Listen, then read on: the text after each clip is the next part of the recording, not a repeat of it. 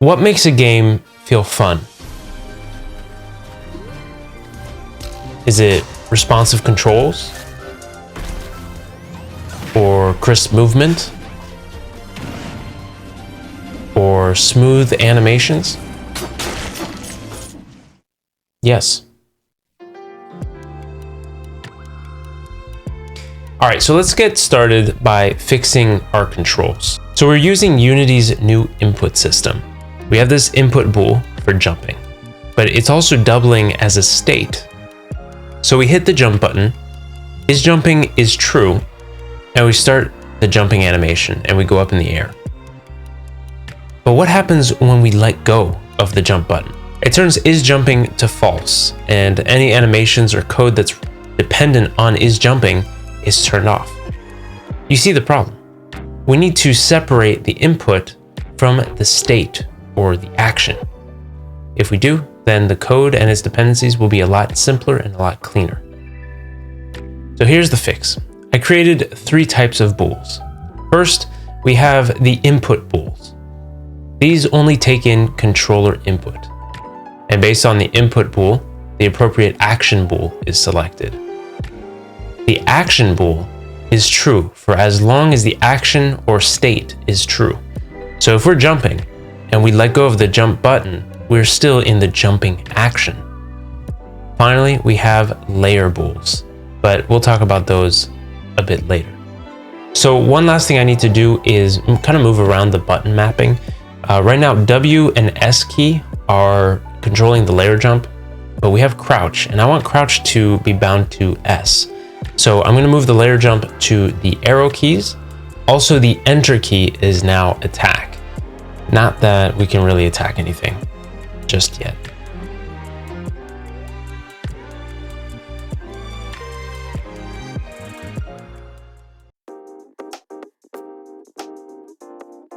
Movement is a bit tricky because there's a lot of trial and error, and it takes a lot of time because getting the perfect combination of variables to create the most stunning movement you've ever seen in a video game is, well, really hard. My first order of business is to eliminate weightlessness. The player has to feel real. When he jumps, he should fall back to the ground very quickly. So I played around with the fall multiplier until I got this. Just look at that weight. It is just this perfect balance of jump and fall.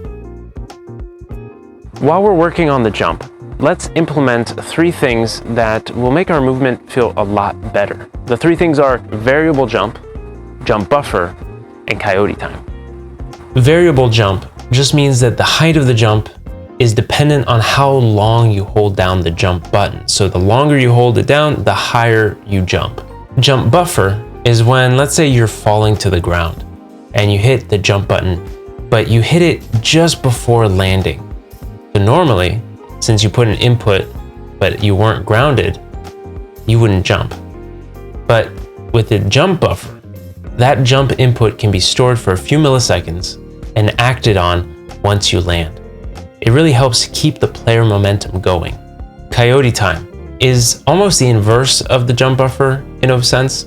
Instead of storing your input for later use, it gives you a little window of time after you're no longer technically able to give an input. Celeste is famous for having coyote time. It really makes the player feel more in control of the character. So with those 3 things done and a few other adjustments to the movement, this is what our player looks like. This is what the movement of our player looks like. I think it's great. I think that we were able to really dial it in, and I think it's so much better than it was.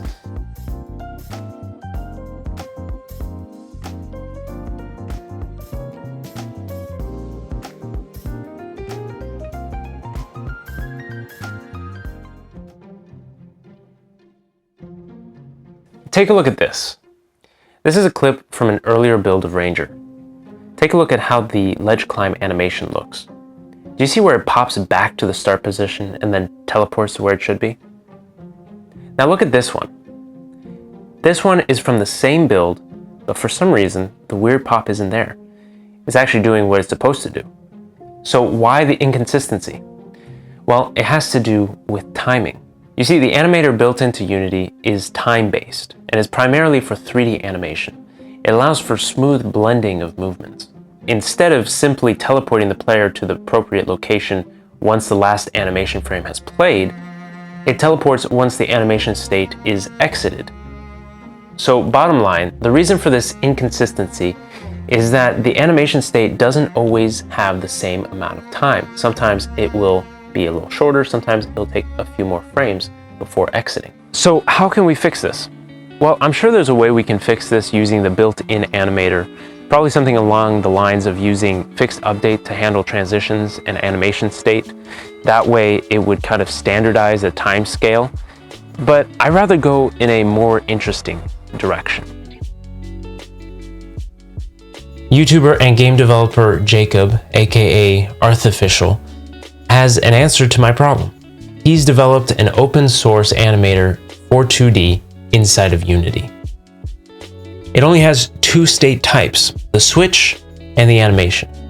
The switch acts as the gatekeeper to all the various animations and allows for rules to be set. And the animations themselves are based on animation frames and the frame rate of the animation. So that pretty much solves our problem. All of this is being done by a scriptable object. And if you've been watching the series for any amount of time, you probably know that I'm trying to use more scriptable objects in my projects. The downside is there's no visual element to it yet.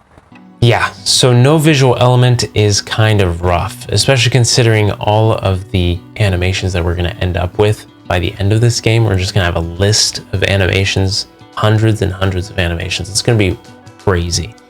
But Jacob's told me that he is going to be working on a visual graph pretty soon. So why not, right? I mean, may as well start migrating over to this new animator. So this animator change isn't just because of frame updates and transition timing. Animator has a lot of potential, and I really think it's what Ranger needs. Currently, we can actually synchronize a lot of animations. What I mean by that is that we can actually have the up and down of the breathing animation synced across all of the different animations. So we can have the on guard breathing be in line with the idle breathing and also with the crouching breathing, which is insane. And we can do the same thing with the run animation, the walk animation, even the crouch walk animation. There's so much more potential to this where we can synchronize different actions. We can even add listeners for different sounds, for sound effects to play, for other scripts to pick up. So the possibilities are really almost endless. So if you guys are interested in learning more about Reanimator, then you guys can check out the link to Jacob's video below. All right, smooth animation inside of Reanimator, check. But what about the animations themselves? In pixel art, smooth animation is pretty hard to do. Every pixel has so much weight to it, and just adding or removing one pixel can completely change the look and feel of the animation. So it's no wonder that animation like this takes a lot of time. So what can I do? Well, really, there's only one thing I can do. You guys know that I live stream every Monday at 7 a.m. PST. Yeah, that's old news. I get it. But what's new news, that's new, is I'm also streaming Tuesdays at 7 a.m. PST. Now, while Monday's stream is focused on whatever needs to be done for the game to progress, Tuesday is solely focused on animation. So that should definitely help me to stay on top of the massive animation workload that I have, and it'll also help us to implement all of these new animations into the game more directly and a lot quicker. So yeah, this devlog was a bit more of a technical one, so let me know what you thought of it in the comments down below.